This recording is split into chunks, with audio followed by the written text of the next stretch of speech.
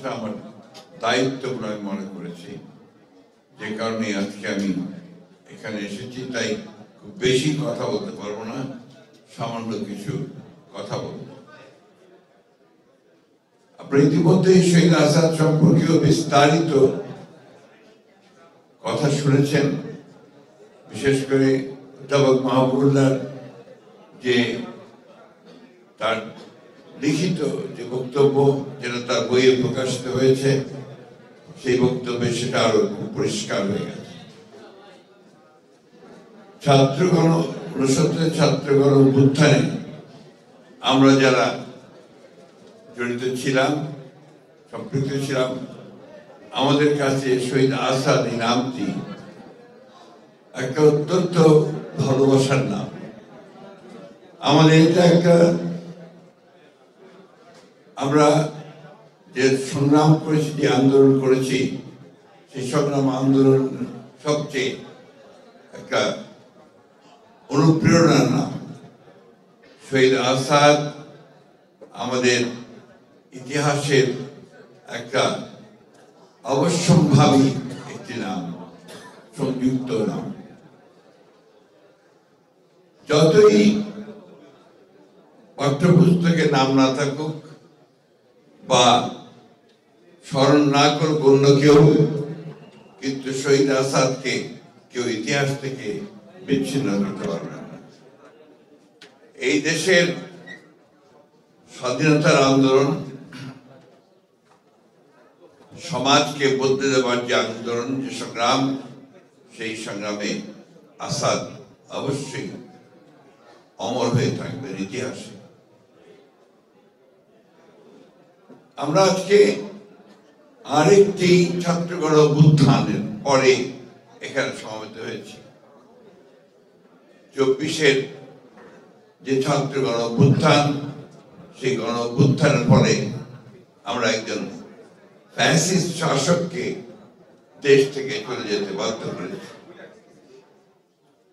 69 ছাত্রগণ অভ্যুত্থানে তৎকালীন সামরিক শাসক আইয়ুব খানকে চলে যেতে বাধ্য করা হয়েছে।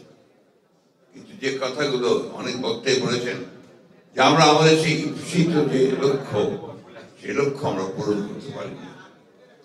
জয়েন্ট সাকি বলেছেন যে আজকে প্রায় এত বছর পরেও আমরা একটা নির্বাচন করতে পারি না। এটা একটা সামগ্রিক ব্যাপার। আমরা যারা রাজনীতি করি, আমরা চেষ্টা করি, আমরা বদলানোর চেষ্টা করি, কিন্তু দেখা যায় সবগুলো সবসময় আমরা পেরে উঠি না। কারণ প্রতিক্রিয়াশীল যে চক্র আছে, সেই চক্র এত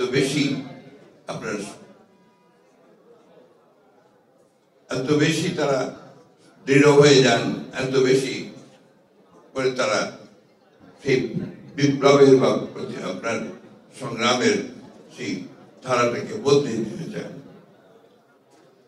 আজকে শহীদ আসাদ খুব প্রাসঙ্গিক এই জন্যে যে আমরা যে ফ্যাসিস্টদের বিরুদ্ধে দীর্ঘ সংগ্রাম করেছি, 15 বছর লড়াই করেছি, এবং সব শেষে আমরা একটা বিজয় অর্জন করেছি। সেই বিজয়ের মধ্য দিয়ে আমরা সামনে যে দিনগুলোকে আশা করছি, প্রত্যাশা করছি, সেই দিনগুলো যেন আমাদের সেই স্বপ্নগুলোকে যারা প্রাণ দিয়েছে তাদের স্বপ্নগুলোকে যেন বাস্তবায়িত করতে পারে, এটাই হচ্ছে আমাদের প্রত্যাশা। আজকে অনেক কথা উঠছে বিভিন্ন ভাবে, এবং সেই কথাগুলো এমন ভাবে বলা হচ্ছে যাতে করে তর্ক, অনেক নতুন নতুন তর্ক সৃষ্টি করা হচ্ছে। আমরা সোজা কথায় যেটা বুঝি, সাধারণ মানুষ যেটা বোঝেন, যে পরিবর্তনের পরে তারা একটা গণতান্ত্রিক রাষ্ট্র চান। সেই গণতান্ত্রিক রাষ্ট্রে তারা তাদের অধিকারটাকে ফিরে যান, তারা যেন তাদের মোটা ভাত, মোটা কাপড় পরে থাকতে পারেন সাধারণ মানুষ, তারা যেন ভোটের অধিকারটা পান, তারা কথা বলার অধিকার পান, এবং তাদের সন্তানেরা যেন লেখাপড়া শিখতে পারে, তারা যেন একটা সুন্দর একটা সমাজে, যে সমাজে দুর্নীতি থাকবে না, যে সমাজে অন্যায় থাকবে না, যে সমাজে মানবিক মূল্যবোধ থাকবে, যে সেখানে ন্যায় বিচার থাকবে, সেই ধরনের একটি সমাজ তারা চায়, কিন্তু সবসময় আমরা সেটা পাই না। যেটা কথা আমি আগেও বলেছি, দুঃখিত। আমাদের সামনে যে বিষয়গুলো এসে এখন দাঁড়িয়েছে, একটা কথা আমি সবসময় বলি, যে কথা বললে আমার অনেক সমালোচনা হয়। আমি বলি যে নির্বাচনটা দ্রুত হওয়া দরকার। কেন বলি এই কথাটা আমি অনেকবার বলার চেষ্টা করেছি, কারণ আমরা বিশ্বাস করি যে নির্বাচন, যেটা থেকে আমরা প্রায় 15 বছর বঞ্চিত, এই নির্বাচনের মাধ্যমে আমাদের জনগণ তারা তাদের প্রতিনিধিকে নির্বাচিত করবার একটা সুযোগ পাবেন। এখন এখানে জোর করে যদি সেই বিষয়টাকে আপনার একটু বিতর্কিত করে ফেলা হয়, তাহলে জনগণ আবার তাদের সেই অধিকার থেকে বঞ্চিত হবে। এবং আমাদের যে অভিজ্ঞতা, সেই অভিজ্ঞতা আমরা দেখেছি যে এই ধরনের নির্বাচন যদি দ্রুত না হয়, সময় ক্ষেপণ করা হয়, তাহলে সেখানে অন্যান্য শক্তিগুলো মাথা চাড়া দিয়ে উঠতে থাকে, এবং তখন জনগণের যে চাহিদা, সেই চাহিদা থেকে তারা পুরোপুরিভাবেই বঞ্চিত হয়। আমরা এই কথা বারবার বলতে চাই যে নির্বাচনে কে আসবে সেটা গুরুত্বপূর্ণ নয়, কিন্তু জনগণের অধিকারটা প্রতিষ্ঠিত হবে, সেটার জন্য কিন্তু আমরা লড়াই করেছি দীর্ঘ 15 বছর। আমি সেই কারণেই বলেছি যে এই সময়টা আমাদের দরকার। সত্যিকার অর্থে আমরা বর্তমান যে অন্তর্বর্তীকালীন সরকার আছে, সেই সরকারের কাছে আমাদের প্রত্যাশা অনেক। স্বাভাবিকভাবেই একটা ছাত্র গণ অভ্যুত্থানের পরে আমরা জনগণের প্রত্যাশা অনেক বেড়েছে, কিন্তু দুর্ভাগ্যজনক হলেও সত্য যে এখন পর্যন্ত সমাজের যে অবস্থা দাঁড়িয়েছে, সেই অবস্থায় কিন্তু আমরা সেই ধরনের একটা ব্যবস্থা দেখে এখনো নিশ্চিত হতে পারছি না যে আমরা সেই প্রত্যাশাগুলো পূরণ হবে। এখানে অনেক কথা আছে, প্রত্যেকটি রাজনৈতিক দলের বিভিন্ন রকম প্রোগ্রাম আছে, কর্মসূচি আছে, সেই কর্মসূচিগুলো নিয়ে তারা এগোতে চায়। একটা বিষয় কিন্তু সবাই একমত, একটা নির্বাচন হওয়া দরকার। নির্বাচনটা শুধু একটা দলকে ক্ষমতায় বসানোর জন্য নয়, নির্বাচনটা যে গণতান্ত্রিক ব্যবস্থা দিয়ে যাওয়ার জন্য একটা পথ সৃষ্টি করা, একটা দরওয়াজা পার হওয়া। আজকে প্রশ্ন উঠছে যে সংস্কারগুলো সবগুলো করে আপনার নির্বাচনে যাওয়ার প্রশ্ন উঠছে, তাহলে কি আমরা 4-5 বছর ধরে অপেক্ষা করব, বা যতদিন সংস্কার সম্পূর্ণ হয় ততদিন ধরে অপেক্ষা করবে জনগণ যে তারা তাদের ভোটের অধিকার থেকে বঞ্চিত হবে?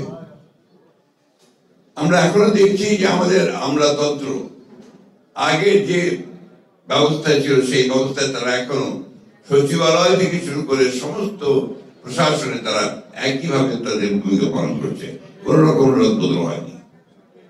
বিশ্ববিদ্যালয়গুলোতে লেখাপড়া প্রায় বন্ধ হয়ে গেছে, স্কুল কলেজগুলোতে সেই ধরনের লেখাপড়া হচ্ছে না, স্বাস্থ্য ব্যবস্থা প্রায় ভেঙে পড়েছে। এগুলো অতীত থেকেই এসছে, এখন সেগুলো কোনো পরিবর্তনের এত অল্প সময়ে সম্ভব নয়, কিন্তু আমরা সেই পরিবর্তনগুলো চাই।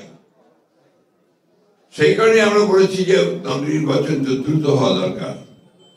নির্বাচন দ্রুত হলে যে দল ক্ষমতায় আসবে, তার যে রাজনৈতিক যে কমিটমেন্ট টু পিপল থাকবে, সেই কমিটমেন্টগুলো তারা পালন করার জন্য অবশ্যই দায়বদ্ধ থাকবে।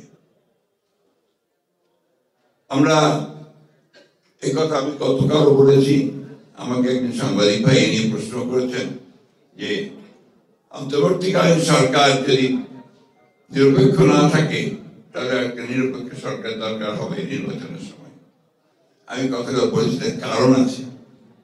কারণ আমরা দেখি যে বেশ কিছু বিষয়ে অন্তর্বর্তীকালীন সরকার নিরপেক্ষতা পালন করতে পারছেন না।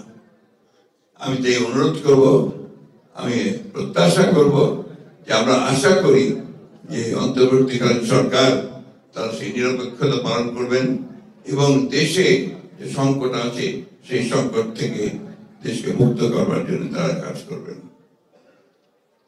আসাদের মৃত্যু, জহির সাইদের শাহাদাত বরণ এবং আরো অসংখ্য মানুষের জীবনদান একাত্তর সাল থেকে শুরু করে তার আগে থেকে শুরু করে যে তার একটা সত্যিকার অর্থে গণতান্ত্রিক রাষ্ট্রের জন্য সেটাকে যদি সত্যিকার অর্থে আমাদের অর্থবহ করতে হয় তাহলে আমাদের যেটা প্রয়োজন হবে যে ন্যূনতম বিষয়গুলোতে আমাদের ঐক্যবদ্ধ হওয়া। আমরা আমাদের যারা একসাথে আন্দোলন করছিলাম, যুগপৎ আন্দোলন করছিলাম, আমরা 31 দফা কর্মসূচি দিয়েছি। এখন যদি কোনো পরিবর্তন করতে হয় বা পরিবর্তন করতে হয় সেটাও সামনে আসতে পারে, কিন্তু ওটাকে সামনে রেখে কিন্তু আমরা এগোতে পারি। যে আমি মনে করি যে আমাদের এই ন্যূনতম যে সংস্কার হচ্ছে নির্বাচন কেন্দ্রিক, সেই সংস্কারগুলো করেই আমাদের অতি দ্রুত নির্বাচনের পথে যাওয়া উচিত এবং নির্বাচনের মধ্য দিয়ে যে সরকার বেরিয়ে আসবে তাদের দায়িত্ব হবে এখানে আপনার পুরোপুরিভাবে সেই সংস্কার যে কমিটমেন্ট আমাদের আছে, একটি দফা কমিটমেন্ট, সেই কমিটমেন্টকে বাস্তবায়িত করা, জনগণের প্রত্যাশাকে পূরণ করা। আমি বক্তব্য দীর্ঘ করবো না, আমি আগে বলছি আমি অসুস্থ। আমি শুধু এই কথাই বলতে চাই, আসাদের রক্তকে আমরা বৃথা যেতে দিতে পারি না, জুয়েলের রক্তকে আমরা বৃথা যেতে পারি না, সাইদের রক্তকে বৃথা যেতে দিতে পারি না। সব মিলিয়ে আজকে যারা আমাদের জন্য, আমাদের ভবিষ্যতের জন্য তারা প্রাণ দিয়েছেন, সেই তারা যে চেয়েছিলেন, যে স্বপ্ন তাদের ছিল, সেই স্বপ্নগুলোকে যেন আমরা বাস্তবায়িত করতে পারি, সেই জন্য একটা ঐক্য গড়ে তুলে আমরা যেন সেটা অর্জন করতে পারি, সেই চেষ্টাই আমাদের করতে হবে। আপনাদের সকলকে অনেক ধন্যবাদ। আসসালামু আলাইকুম।